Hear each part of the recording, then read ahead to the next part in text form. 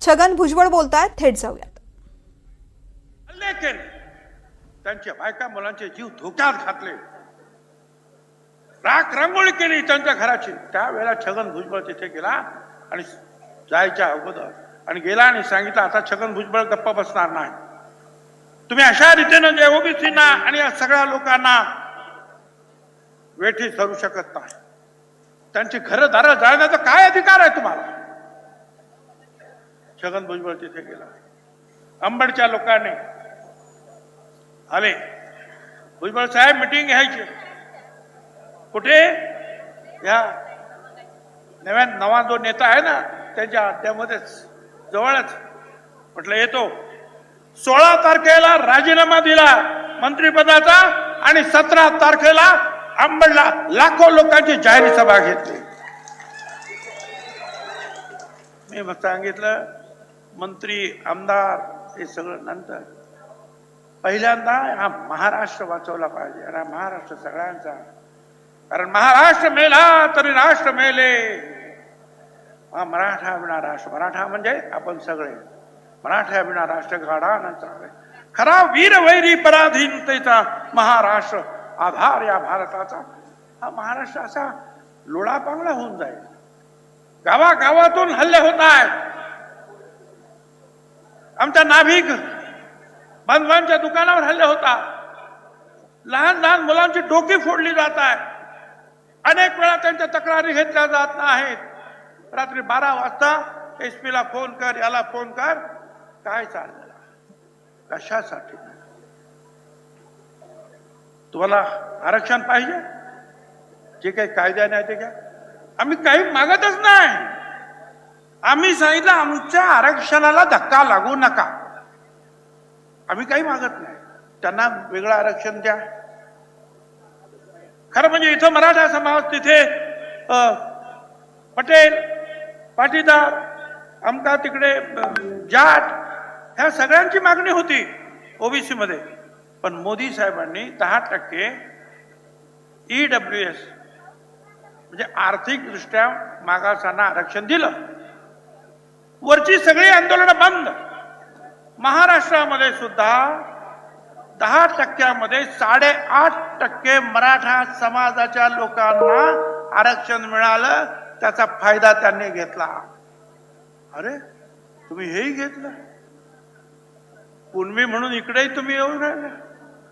परत मराठा आरक्षण पण तुम्हाला पाहिजे. अगोदर म्हणाले नोंदी आहेत तिकडे तेलंगणामध्ये. आम्ही म्हटलं बा ठीक आहे, खरं असेल तर घ्या कुणबी. मग म्हटलं सगळा मराठवाड्यालाच घ्या, सगळा मराठवाड्यात मराठा, त्यांना ओबीसी दाखले द्या, कुणबी द्या. मग महाराष्ट्रातल्या लोकांना द्या. अरे सगळ्यांनाच कुणबी व्हायचं, मग या महाराष्ट्रामध्ये मराठा राहणार आहे का नाही? तर सगळा मराठा संपणार आहे. काय विचार आहे? बरं कुणबी व्हायचं परत सांगत आम्ही मराठा, आम्ही मराठा. ते एका जातीसाठी लढतात. हे खरं आहे, ते एकटेच भाषण करतात. आमच्याकडे अनेक लोक भाषण करतात. काय करणार? माझ्याकडे 334 जाती आहे. प्रत्येक जातीच्या माणसाला मला प्राधान्य द्यावं लागतं. प्रत्येक जातीचा लीडर येऊन बोलतो आणि त्याचं ऐकावं. आम्ही सगळे एक. मी एका जातीचं प्रतिनिधित्व आम्ही करत नाही, आम्ही संपूर्ण वर्गाचं प्रतिनिधित्व करतो. ओबीसी वर्गाचं आम्ही प्रतिनिधित्व करतो.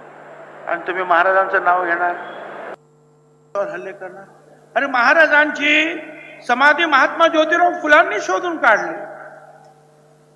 महात्मा ज्योतिराव फुलांनी पहिलाच छत्रपती शिवाजी महाराजांचा पोवाडा लिहिला, 350 ओव्यांचा. दुसरा पोवाडा मुस्लिम शाहीर अमर शेख यांनी लिहिला. आणि हे सगळे पोवाडे आणि स्वतःचा पोवाडा अण्णाभाऊ साठे यांनी अख्ख्या जगात गायले. शिवजयंती महात्मा ज्योतिराव फुलांनी सुरू केली. अरे आम्ही शिवाजी महाराजांचे नाही. तुम्ही शिवाजी महाराजांचं नाव घेणार आणि आमदारांच्या बायका पोरांवर का, तर कोणी तेली आहे, कोणी माळी आहे, कोणी अमुक आहे. काही मराठा आमदार त्यांच्याही घरावर हल्ले, तर कशासाठी? तुम्हाला काय पाहिजे ते मागा ना तुम्ही. आणि आज सुद्धा हा जो म्हणतो ना सगळं आरक्षण भुजबळांनी खाल्लं, अरे आम्ही 54% आहोत. आम्ही म्हणतो जनगणना करा, करा जनगणना किती आहात मोजा, मोजा डोकी आमची. समीर भुजबळने ठराव मांडला होता 2010 साली तिकडे पार्लमेंटमध्ये. गोपीनाथराव मुंडे त्यांच्या पाठीमागे खंबीरपणे उभे राहिले आणि मग सगळे लालू प्रसाद यादव असतील, मायावती असतील, सगळे लोक उभे राहिले. 100 खासदार उभे राहिले. जनगणना करा. गोपीनाथराव म्हणाले, अरे मेंढ्या, बकऱ्या, गाई, म्हशी तुम्ही मोजता, आमची माणसं मोजा की. हो म्हटले, परंतु ते काही झालं ना. गाई म्हशी तुम्ही मोजता, आमची माणसं मोजा की. हो म्हटले, परंतु ते काही झालं नाही. काय करायचं आता? परत एकदा लढाईचे दिवस आले तर काय? महाराजांच्या बद्दल जे महात्मा फुल्यांनी म्हटलेलं आहे ते आपल्याला आता करावं लागणार आहे. महाराजांच्या बद्दल महात्मा फुले म्हणतात, सोसिले उन्हा तान्हाला, भ्याला नाही पावस आला, डोंगर कंगर फिरला, यवन झेरीस आणला, लहान मोठ्या पागेला कधी नाही विसरला. सगळ्या राज्य क्षेत्रामध्ये पहिला नाही दुसरा उपमेला. जी छत्रपतींनी केलं हे तुम्हाला आम्हाला लहान लहान लहान लोकांना बरोबर घेऊन हे सगळं करायचं आहे. सगळ्यांना न्याय देण्यासाठी हे सगळं करायचं आहे. मगाशी तुम्हाला सांगितलं की हे सगळे संत सुद्धा असेच होते. सगळे संत वेगवेगळ्या समाजाचे, लहान मोठ्या समाजाचे. असं असताना मला आता विचारायचं आहे, एव्हरी मास्टरपीस.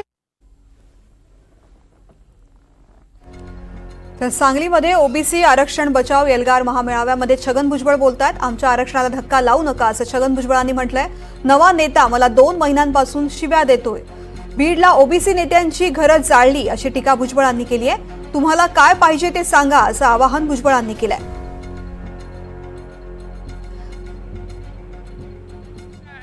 त्यावेळेला खानविलकर नावाचे जज बसले होते सुप्रीम कोर्टात. 15 दिवसातच करा, एम्पिरिकल डाटा आणा, नाहीतर निवडणुका घ्या.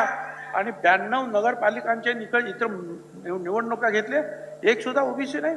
आणि म्हणून घाईघाईने जे काय करायचं त्याने केलं. पण आम्ही 54% पेक्षा जास्त या मोजा.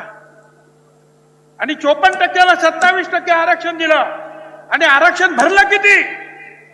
सगळं भुजबळांनी खाल्लं म्हणतात. अरे 27% आरक्षणासमोर सरकार म्हणतं फक्त 9.5% आरक्षण आमचं भरलंय. आमचा बॅकलॉग किती आहे? 9.5% तुम्ही भरलं. आमचा बॅकलॉग अगोदर भरा, मग इतरांचा विचार करा. आम्ही सांगतो वेगळं आरक्षण द्या ना, आमचा सपोर्ट घ्या तुमचं वेगळं आरक्षण. पण नाही, इथेच घेणार, याच्यातच घेणार. कशासाठी घेणार? मला त्यांना विचारायचं. विचारा, महाविकास आघाडीच्या लोकांना विचारा ना. म्हणजे आमचे तर हे महायुतीचे आम्ही सांगितलं तुम्हाला.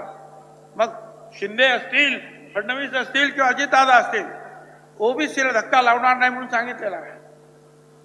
तुम्हाला ओबीसी म्हणून आरक्षण पाहिजे मराठा समाजाला, विचारा शरद पवार साहेबांना, विचारा उद्धवरावजी ठाकरे यांना, विचारा ना काँग्रेस पक्षाच्या पुढाऱ्यांना.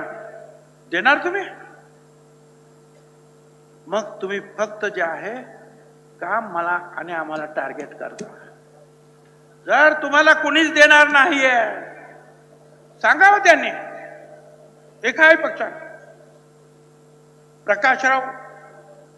प्रकाशभाई आंबेडकर त्यांचाही पक्ष, त्यांनी तो ओबीसी बचाव मोर्चाच सुरू केला. ते तर देणं शक्यच नाही. मी आभारी आहे. प्रकाशभाई आंबेडकर सारखे असे जे लोक मदत करतात त्यांचा मी आभारी आहे.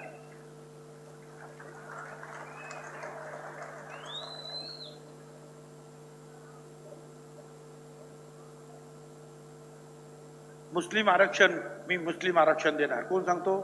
हा नवा पुढारी सांगतो, त्याला म्हणावं, अरे 20-25 वर्षापूर्वीच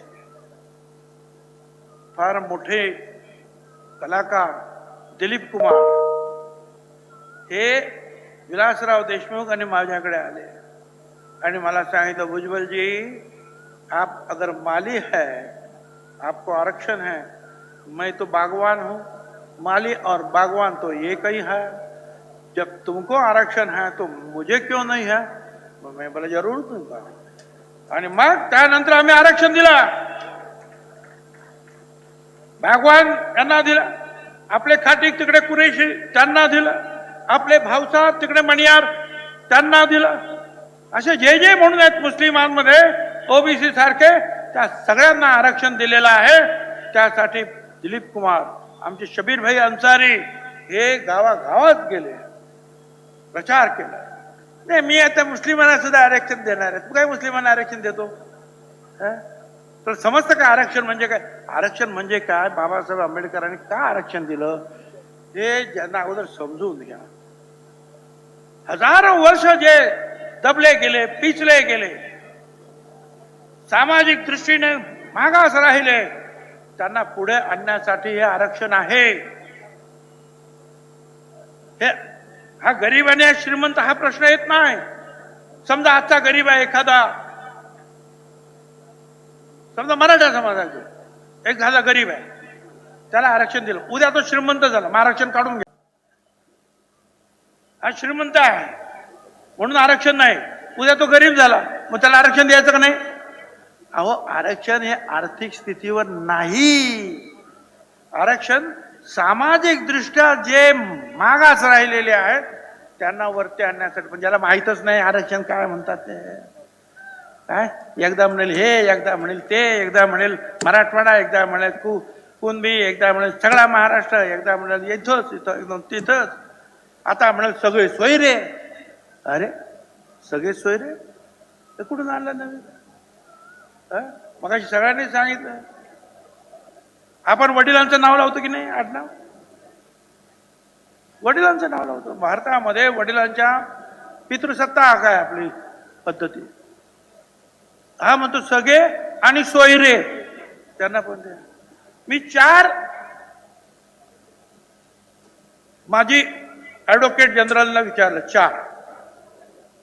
4 आणि एक चीफ जस्टिस हायकोर्टाचे, त्या सगळ्यांचं लेखी घेतलं, हे घ्या, हे असंच आहे काय. त्यांनी सांगितलं हे शक्यच नाही. हे जर केलं तर एखादा ब्राह्मण समाजाच्या बांधवाला वाटलं की ओबीसी मध्ये आरक्षण, तर तो सुद्धा घेईल म्हणे असं.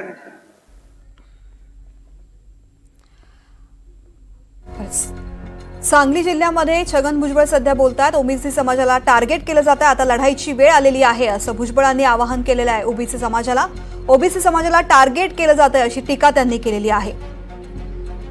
सांगली जिल्ह्यामध्ये ओबीसी आरक्षण बचाव महाएल्गार मेळाव्यामध्ये छगन भुजबळ बोलतात.